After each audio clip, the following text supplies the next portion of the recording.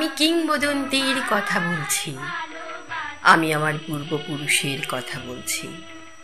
তার করতলে পলিমাটির সৌরভ ছিল, তার পিঠে রক্ত জবার মতো ক্ষত ছিল।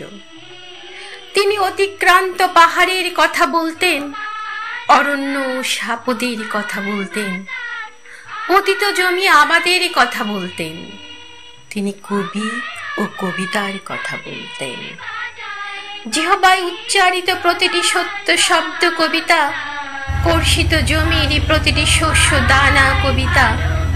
যে কবিতা শুনতে জানে না সে ঝড়ের আর্তনাদ শুনবে, যে কবিতা শুনতে জানে না সে দিগন্তের অধিকার থেকে বঞ্চিত হবে, যে কবিতা শুনতে জানে না সে আজন্ম কৃতদাস থেকে যাবে। আমি উচ্চারিত সত্যের মতো স্বপ্নের কথা বলছি, উনুনের আগুনে আলোকিত একটি উজ্জ্বল জানালার কথা বলছি। আমি আমার মায়ের কথা বলছি। তিনি বলতেন, প্রবাহমান নদী যে সাঁতার জানে না তাকেও ভাসিয়ে রাখে। যে কবিতা শুনতে জানে না সে নদীতে ভাসতে পারে না। যে কবিতা শুনতে জানে না সে মাছের সাথে খেলা করতে পারে না। যে কবিতা শুনতে জানে না সে মায়ের কোলে সে গল্প শুনতে পারে না। আমি কিংবদন্তির কথা বলছি, আমি আমার পূর্বপুরুষের কথা বলছি, আমি বিচলিত স্নেহের কথা বলছি, গর্ভবতী বোনের মৃত্যুর কথা বলছি। আমি আমার ভালোবাসার কথা বলছি। ভালোবাসা দিলে মা মরে যায়, যুদ্ধ আসে, ভালোবেসে মায়ের ছেলেরা চলে যায়। আমি আমার ভাইয়ের কথা বলছি। যে কবিতা শুনতে জানে না সে সন্তানের জন্য মরতে পারে না। যে কবিতা শুনতে জানে না সে ভালোবেসে যুদ্ধে যেতে পারে না। আমি তা শুনতে জানে না সে সন্তানের জন্য মরতে পারে না। যে কবিতা শুনতে জানে না সে ভালোবেসে যুদ্ধে যেতে পারে না। যে কবিতা শুনতে জানে না সে সূর্যকে হৃৎপিণ্ডে ধারণ করতে পারে না। আমি কিংবদন্তির কথা বলছি, আমি আমার পূর্বপুরুষের কথা বলছি। তার পিঠে রক্ত জবার মতো ক্ষত ছিল, কারণ তিনি কৃতদাস ছিলেন। আমরা কি তার মতো কবিতার কথা বলতে পারবো? আমরা কি তার মতো স্বাধীনতার কথা বলতে পারবো? তিনি মৃত্তিকার গভীরে কর্ষণের কথা বলতেন, অবগাহিত ক্ষেত্রে পরিচ্ছন্ন বীজ বপনের কথা বলতেন, সপ্তসা গাভীর মতো দুগ্ধবতী শস্যের পরিচর্যার কথা বলতেন। তিনি কবি ও কবিতার কথা বলতেন। যে কর্ষণ করে তার প্রতিটি শ্বেত বিন্দু কবিতা, কর্ষিত জমির প্রতিটি শস্য দানা কবিতা। যে কবিতা শুনতে জানে না শস্যহীন প্রান্তর তাকে পরিহাস করবে। যে কবিতা শুনতে জানে না সে মাতৃস্তন্য থেকে বঞ্চিত হবে। যে কবিতা শুনতে জানে না সে আজন্ম ক্ষুধার্ত থেকে যাবে। যখন প্রপঞ্চক ভূস্বামীর প্রচন্ড দাবদাহ আমাদের শস্যকে বিপর্যস্ত করলো, আমরা তখন শ্রাবণের মেঘের মতো জুতবদ্ধ হলাম। বর্ষণের স্নিগ্ধ প্রলেপে মৃত মৃত্তিকাকে সঞ্জীবিত করলাম। বাড়ি সিক্ত ভূমিতে পরিচ্ছন্ন বীজ বপন করলাম। সুগঠিত শ্বেতবিন্দুর মতো শস্যের সৌকর্য অবলোকন করলাম এবং এক অবিশ্বাস্য আঘ্রাণ আনিশ্বাস গ্রহণ করলাম। তখন বিষ দর্প প্রভুগণ অন্ধকার গহ্বরে প্রবেশ করল এবং আমরা ঘন শনিবিষ্ট তাম্রলিপির মতো রৌদ্রালোকে উদ্ভাসিত হলাম। তখন আমরা সমবেত কণ্ঠে কবিতাকে ধারণ করলাম। দিগন্ত বিদীর্ণ পরাশ বজ্রের উদ্ভাসন কবিতা, রক্ত জবার মতো প্রতিরোধের উচ্চারণ কবিতা। যে কবিতা শুনতে জানে না পরাভূতের গ্লানি তাকে ভুলুণ্ঠিত করবে। যে কবিতা শুনতে জানে না অভ্যুত্থানের জলোচ্ছ্বাস তাকে নতজান করবে। যে কবিতা শুনতে জানে না পলিমাটির সৌরভ তাকে পরিত্যাগ করবে। কথা বলছি, আমি আমার পূর্বপুরুষের কথা বলছি। তিনি স্বপ্নের সত্য ভাষণের কথা বলতেন, সুপ্রাচীন সঙ্গীতের আশ্চর্য ব্যক্তির কথা বলতেন। তিনি কবি ও কবিতার কথা বলতেন।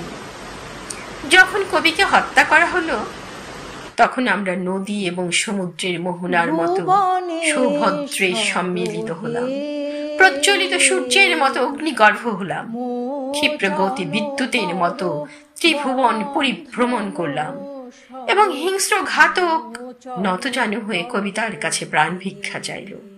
তখন আমরা দুঃখকে ক্রোধ এবং ক্রোধকে আনন্দিত করলাম।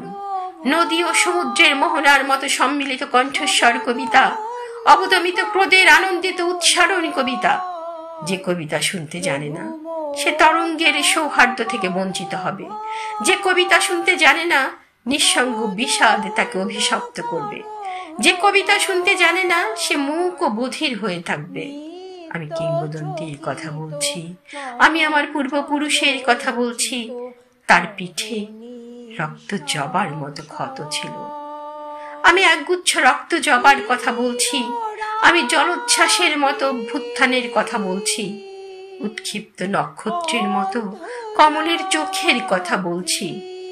প্রস্ফুটিত পুষ্পের মতো সহস্র ক্ষতের কথা বলছি।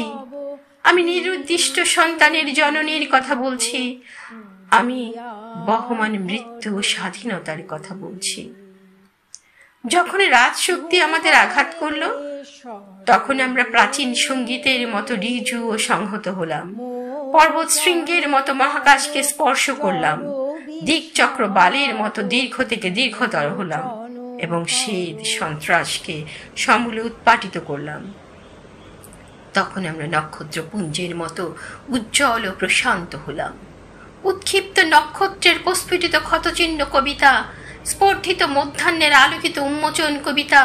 যে কবিতা শুনতে জানে না সে নীলিমাকে স্পর্শ করতে পারে না।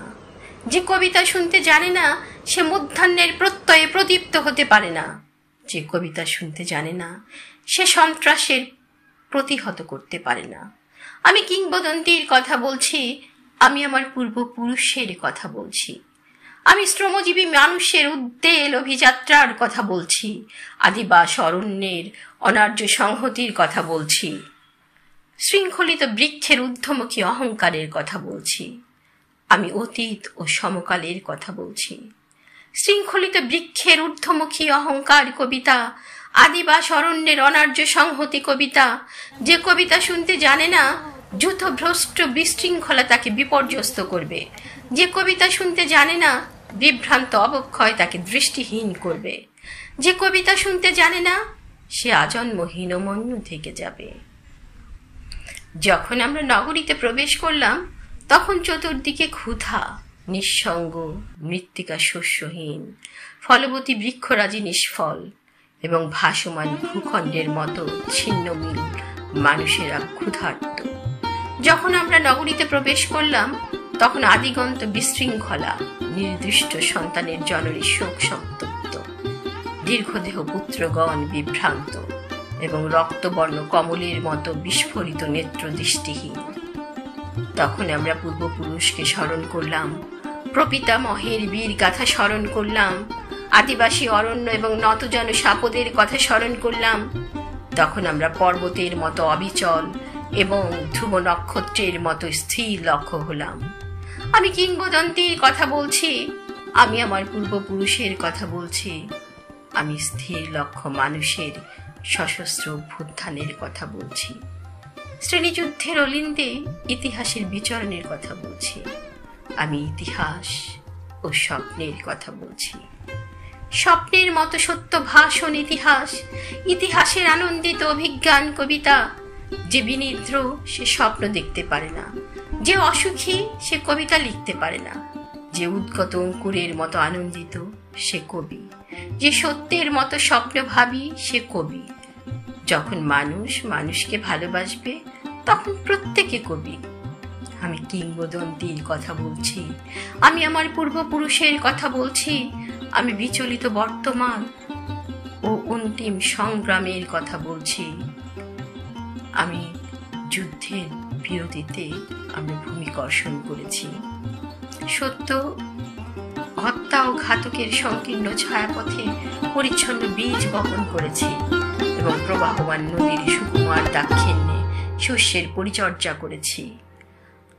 আমাদের মুখাবয়ব অসুন্দর, কারণ বিকৃতির প্রতি ঘৃণা মানুষকে কুশ্রী করে দেয়। আমাদের কণ্ঠস্বর রূঢ়, কারণ অন্যায়ের বিরুদ্ধে ক্ষোভ কণ্ঠকে কর্কশ করে তোলে। আমাদের পৃষ্ঠদেশে নাক্ষত্রিক ক্ষতচিহ্ন, কারণ উচ্চারিত শব্দ আশ্চর্য বিশ্বাসঘাতক, আমাদের বারবার বদ্ধভূমিতে উপনীত করে। আমি কিংবদন্তির কথা বলছি, আমি আমার পূর্বপুরুষের কথা বলছি।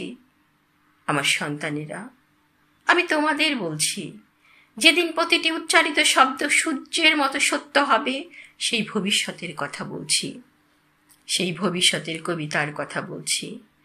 আমি ভীষদর্প প্রভুদের চির প্রয়াণের কথা বলছি, দ্বন্দ্ব বিরোধের পরিসমাপ্তির কথা বলছি, সুতীব্র ঘৃণায় চূড়ান্ত ভালোবাসার কথা বলছি। আমি সুপুরুষ ভালোবাসার সুকণ্ঠ সঙ্গীতের কথা বলছি, যে কর্ষণ করে শস্যের সম্ভার তাকে সমৃদ্ধ করবে, যে মাৎস্য লালন করে প্রবাহমান নদী তাকে পুরস্কৃত করবে, যে গাভীর পরিচর্যা করে জননীর আশীর্বাদ তাকে দীর্ঘায়ু করবে, যে লৌহ খণ্ডকে প্রজ্বলিত করে ইস্পাতের তরবারি তাকে সশস্ত্র করবে। দীর্ঘদাহ পুত্রগণ, আমি তোমাদের বলছি, আমি আমার মায়ের কথা বলছি, বোনের মৃত্যুর কথা বলছি, ভাইয়ের যুদ্ধের কথা বলছি, আমি আমার ভালোবাসার কথা বলছি, আমি কবি ও কবিতার কথা বলছি, সশস্ত্র সুন্দরীর অনিবার্য অভ্যুত্থান কবিতা, সুপুরুষ ভালোবাসার সুকণ্ঠ সঙ্গীত কবিতা, জিহ্বায় উচ্চারিত প্রতিটি মুক্ত দানা কবিতা, রক্ত জবার মতো প্রতিরোধের উচ্চারণ কবিতা। আমি কি তার মতো কবিতার কথা বলতে পারবো? আমরা কি তার মতো স্বাধীনতার কথা বলতে পারবো?